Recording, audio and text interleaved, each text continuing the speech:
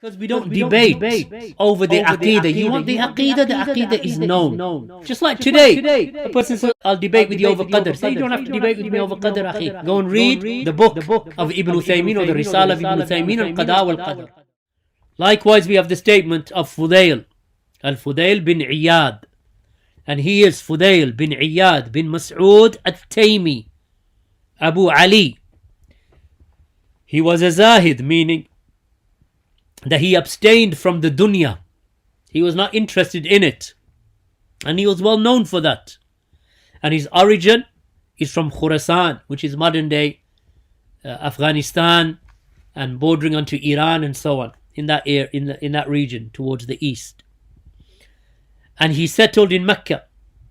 He was thiqa, trustworthy, reliable, abid, a worshipper of Allah, true, meaning that he truly worshipped Allah, and he was known for ibadah, an imam. And he died in the year 187 after the hijrah. So he's from the early Salaf. And he said, do not sit with the sahib bid'ah.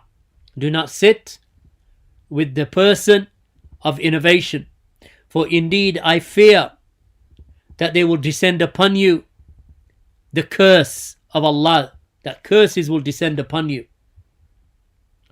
And this has been reported by Imam al-Lalaka'i in Sharh Usul I'tiqad, again in the chapter with in the context of the chapter of the prohibition of debating and arguing with Ahlul Bid'ah, and likewise reported by Ibn Battah in his chapter on the warning from keeping companionship with those, with the people who have got a sickness in their hearts, and they cause sickness in the heart and cause corruption in Iman.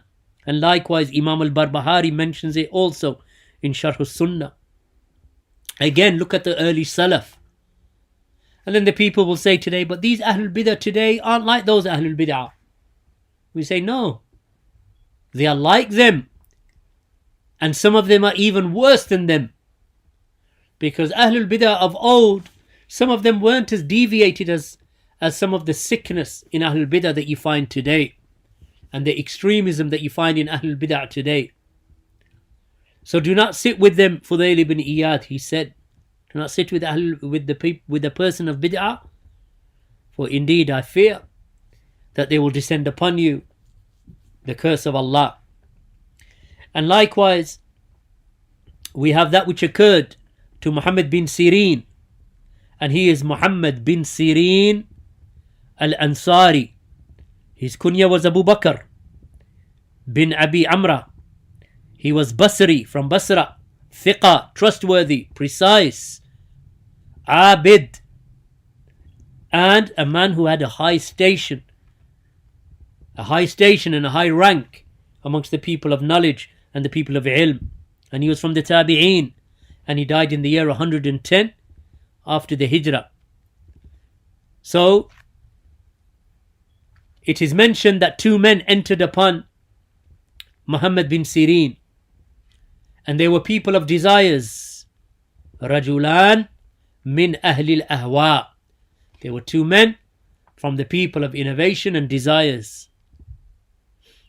So one of them, he said, Ya Abu Bakr, O Abu Bakr, that was his kunya, Muhammad ibn Sirin's kunya, Abu Bakr. They said, we wish to have a word with you. We wish to speak to you. He said, La, I will not. He said, La, I will not speak to you. So they said to him, then we shall recite upon you an ayah from the book of Allah. He said, La, no.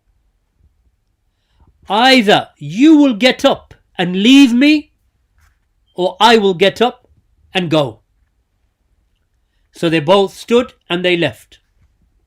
After that, some of the people, they said, O Abu Bakr,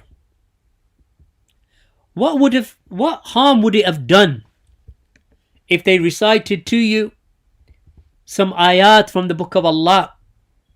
So he said, indeed I fear that they would recite to me an ayah, and they would distort it. And then that would settle in my heart. This is Muhammad bin Sirin, my brothers and my sisters, an Imam of the Sunnah, who is informing us and informing his students and informing the believers that I will not speak to them. I will not listen to a word that they've got to say. Why did Muhammad ibn Sirin say that? Because we don't debate over the Aqeedah. You want the Aqeedah is known. Just like today, a person says, okay, I'll debate with you over Qadr. Say, you don't have to debate with me over Qadr, akhi. Go and read the book of Ibn Uthaymeen or the Risala of Ibn Uthaymeen on Qada wal Qadr. Yeah, akhi, I want to debate with you about the names and attributes of Allah. Say, I'm not debating with you. You want to know about the names and attributes of Allah? Go and read Aqeedatul Wasitiyah of Shaykh al-Islam Ibn Taymiyyah. Or go and read the books of Imam al-Darimi.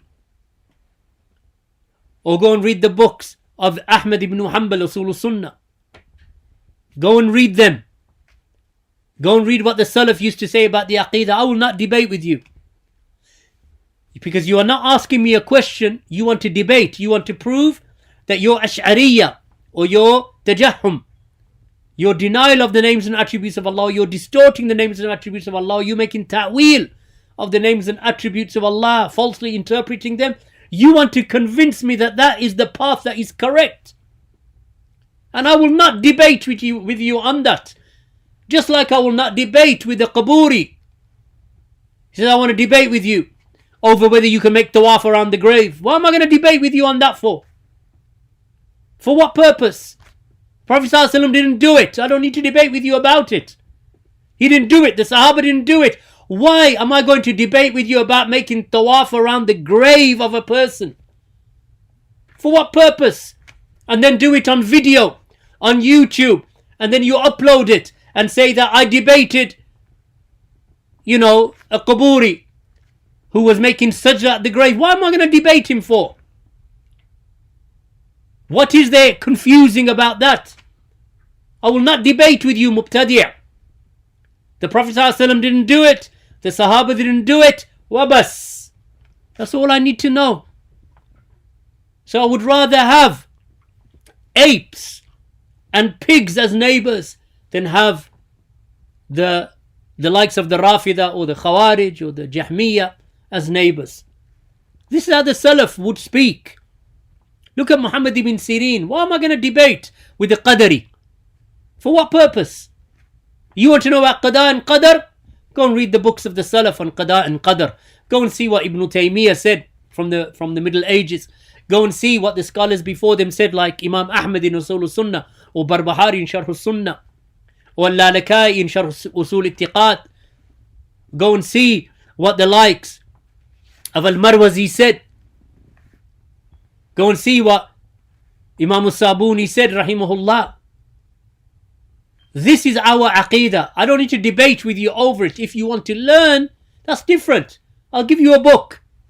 Or I'll inform you, this is our belief with regard to the Qadr of Allah. This is our belief with regard to Iman, increases and decreases. Belief in the heart, speech upon the tongue, actions of the limbs. This is our belief, names and attributes of Allah. We affirm for Allah that which Allah has affirmed for Himself. Without ta'til, without tahrif, without tamthil, without takyif, without associating or resembling Allah to His creation, no likeness to Allah, without saying how, without negating from Allah His attributes, and without distorting them or falsely interpreting them. This is what we believe about the attributes of Allah. Take any attribute and this is what we apply to it. We affirm for Allah that Allah ascends. We affirm for Allah that Allah descends. We affirm for Allah that Allah has feet. We affirm for Allah that Allah has hands. We affirm for Allah that Allah has a face. We affirm for Allah that He has two eyes. We affirm for Allah subhanahu wa ta'ala that He will come Yawm al-Qiyamah. We affirm for Allah that Allah laughs. We affirm all of this for Allah without denying it, without negating it, without ta'til, without tahrif, explaining it away. Oh, it is not Allah that descends in the last third of the night, rather it is the mercy of Allah, as the Ash'aris and those innovators, they say. No, we say Allah descends. But, so we affirm the descent of Allah, and we do not distort it and interpret it to mean something else. Oh, it's Allah's angels that descend, or it's Allah's mercy that descends. No, Allah descends Himself. The nuzul of Allah subhanahu wa ta'ala, the atiyah, that Allah Himself descends. And we do not make takyif, we do not say how Allah's attributes are. We don't say how He descends. Barakallahu feekum. We don't know how, because the kayfiyah He didn't tell us. Just like Imam Malik said, al-kayf majhool. We don't know. It is unknown how Allah descends or how Allah ascends. And without tamthil, without likening Allah's attributes to His creation. This is the belief of Ahlus Sunnah. You want to come and debate that? Go and debate by yourself somewhere else with the jinn or with the devils that are whispering to you. I will not debate with you. Either you will get up and leave, or I will get up and leave. This is Ahlus Sunnah, the Aqeedah of Ahlus Sunnah with regard to Ahlul Bid'ah.